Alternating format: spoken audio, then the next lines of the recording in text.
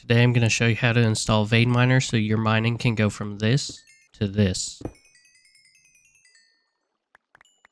So let's jump right into it. First, you're going to want to go download VeinMiner, which I'll have a link down in the description for. And all you want to do is hit download and then select platform. And we're doing paper. And we're going to do version 1.21.4. Then all you got to do is click download. It'll pop up in your downloads right here. And where you're going to want to put that is in your server's plugin folder. So go to plugins. And then you can just drag and drop that in there.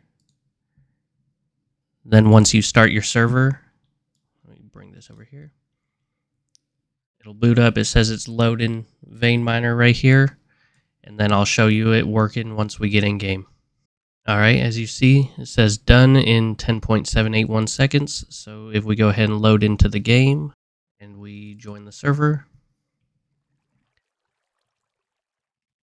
see we have the VeinMiner command. We can toggle it on, toggle it off, and that's how you install it. Nice, quick, and easy. And stay tuned for the next one.